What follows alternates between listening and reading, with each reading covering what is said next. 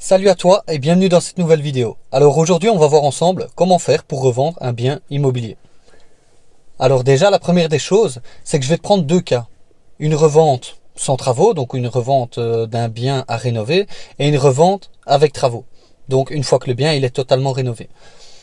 La première des choses que tu vas devoir faire évidemment c'est que quand tu as le bien tu vas devoir le préparer pour la vente. Je pars d'abord sur le fait d'avoir un bien qui est totalement rénové pour expliquer justement cet exemple. La première des choses que tu vas devoir faire, c'est dépersonnaliser déjà. Pas de photos de famille, des choses comme ça. Faire en sorte que le logement il soit neutre, propre, bien. Que les gens, en fait, ils puissent s'y projeter le plus possible. D'accord? Une fois que tu as ça, ben toi, c'est très bien. Tu mets en place, tu fais une mise en scène, en fait. Ça s'appelle le home staging. Ça veut dire mettre en scène tes bâtiments pour la revente. Ce que je te conseille, c'est de regarder. Regarde sur YouTube un peu des vidéos par rapport à tout ça, comment ils font. Tout ce qu'ils te conseillent sur base du home staging. Tu peux même prendre des rendez-vous aussi avec des gens qui font justement du home staging. Tu discutes avec eux et tu leur demandes un petit peu qu'est-ce qu'il y a à mettre en place, tu vois. Tu prends plusieurs rendez-vous, tu vas voir que certains ils vont te dire voilà monsieur, il faut mettre de l'huile essentielle. Certains ils vont te dire ouais, il faut mettre des bougies, il faut qu'il y ait des beaux lustres, tu comprends, des beaux rideaux, des choses comme ça qui vont faire en fait que les gens vont se dire waouh, ok, c'est l'effet coup de cœur quoi. Tu dois viser l'effet coup de cœur quand tu fais du homestaging, c'est ça en fait. La mise en scène du bien permet de vendre plus cher. Donc voilà, la première chose comme je te dis à faire, c'est évidemment de vérifier que ton bien soit prêt à être mis en vente. Et pour ta première opération, ce que je te conseille de faire, moi, c'est de faire appel à un agent immobilier.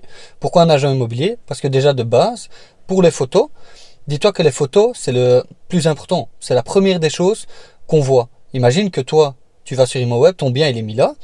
Eh ben, dis-toi que les gens, la première des choses qu'ils vont faire, c'est qu'ils vont regarder avec leur œil des photos. Tu comprends? Donc si tu as des photos crapuleuses, dégueulasses, tu as plusieurs personnes qui auraient pu être intéressées par ton bien, mais qui se disent ah ouais non ça va pas, alors que ça pourrait très bien aller au final, tu comprends? Donc il faut que tu aies déjà des photos professionnelles. Et puis après, ce que je te conseille aussi, c'est de faire en sorte que tu ailles avec l'agent immobilier pendant qu'il y a des visites au niveau de la revente. Et toi, voilà, tu te mets à côté et t'écoutes. T'écoutes en fait tout ce que les gens posent comme question, les réponses que l'agent immobilier il donne, tu vois.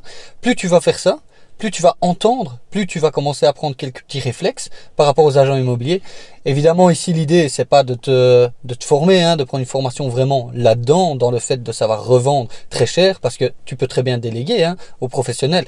L'idée, c'est de comprendre par toi-même, ok? De comprendre un petit peu comment il faut se comporter. Je sais que tout le monde n'a pas des compétences de vente et l'idée c'est pas de devenir un vendeur, pas du tout.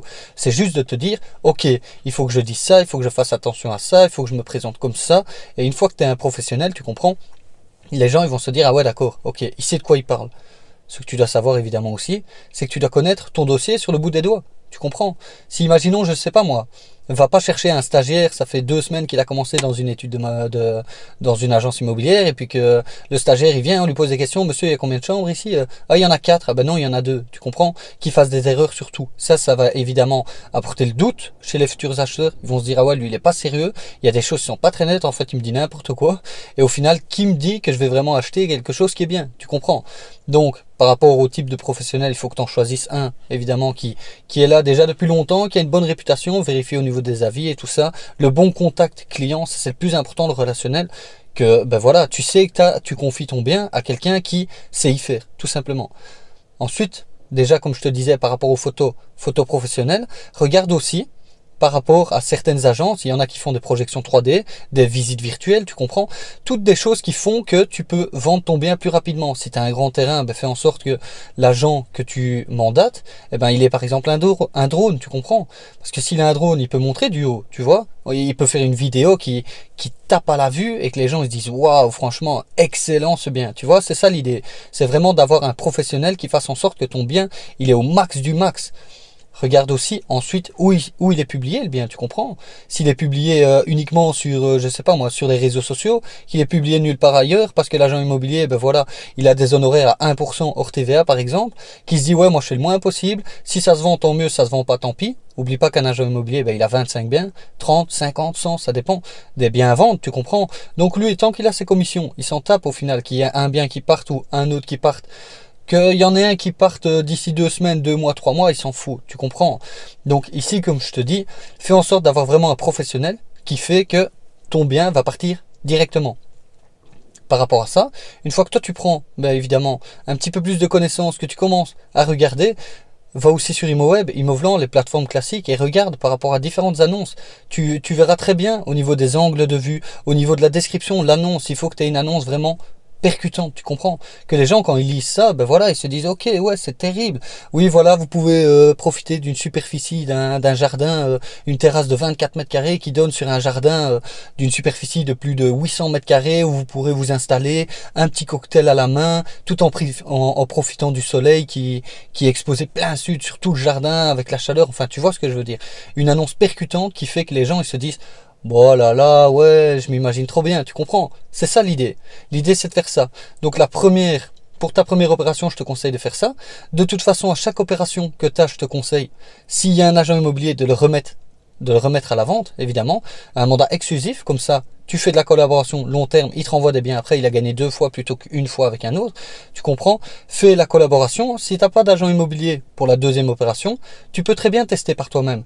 Maintenant, fais en sorte, évidemment, d'avoir des photos professionnelles, d'avoir une annonce qui claque à la vue, que les gens ils se disent ok, ouais, c'est terrible, et fais en sorte qu'il y ait une bonne commercialisation, que le bien il soit diffusé le plus largement possible, partout, sur toutes les plateformes, sur les réseaux, partout, partout, partout, le faire vraiment savoir, le faire connaître, montrer à tout le monde que ce bien est disponible, tu comprends? S'il est bien présenté, qu'il y a une bonne annonce, comme je te dis, il va se vendre beaucoup plus facilement. Donc ça, moi je te dis, honnêtement, c'est ce que j'ai fait pour ma deuxième opération, c'est que je suis pas passé par agent immobilier parce qu'il n'y en avait pas déjà. Et donc ça m'a permis évidemment d'économiser au niveau des honoraires d'agence. S'il y avait eu un agent immobilier, j'aurais rien dit. Il n'y avait pas de problème, je l'aurais remis, évidemment. Mais vu que là, il n'y avait pas d'agent immobilier, je me suis dit, tu sais quoi, je teste, ça s'est très bien passé. Parce que, évidemment, j'ai été voir les visites auparavant, j'ai fait en sorte d'avoir toutes les informations qu'il y avait à avoir. J'ai fait une annonce qui percutait. Et au final, voilà, ça c'était par rapport au type d'opération. Si tu revends que c'est état nickel. Si tu revends avec travaux, il faut que tu vises évidemment les investisseurs. Tu comprends? Que tu vises des gens en tout cas qui savent y faire. Et donc que tu t'adresses différemment dans ton annonce. Que tu mettes, voilà, avis spécial. Excellente opération pour un investisseur immobilier par exemple, tu vois. Et de là, la chose que tu dois faire pour faciliter les gens à se projeter, même s'ils savent y faire et tout ça, tu sais, si tu revends en l'état comme ça, la personne, qu'est-ce qu'elle va faire? Elle va faire appel à un entrepreneur, elle a peut-être du mal à se projeter. Si toi tu fais en sorte via, comme je l'avais déjà dit dans une autre vidéo, de te mettre sur Cosicasa, le logiciel, où tu peux faire des plans après travaux, que tu fasses en sorte d'avoir ton devis, que tout soit préparé, que tu aies déjà des demandes, si tu as besoin d'une demande, je sais pas moi, une construction d'une annexe, tu vois, que tu aies un permis pour ça, que c'est accordé, tout ça tu remets au vendeur, il sait se projeter, il sait combien ça va lui coûter, il a toutes les autorisations, là je t'assure que ça va se vendre beaucoup plus facilement que si tu fais rien du tout. Tu comprends? Donc voilà, ça c'était différentes petites choses à mettre en place si tu veux revendre un bien efficacement en fonction de ton type de client, à toujours choisir évidemment, et tu t'adresses à eux. Donc voilà, sur ce, on est déjà à la fin de cette vidéo. Je te remercie si tu es encore là. Et si tu veux en savoir plus sur tout le processus d'achat-revente immobilier, tout ce que tu as à mettre en place, tu as juste à cliquer dans le lien de la vidéo et tu auras accès à une formation. Sur ce, je te dis à la semaine prochaine pour une autre vidéo. Salut!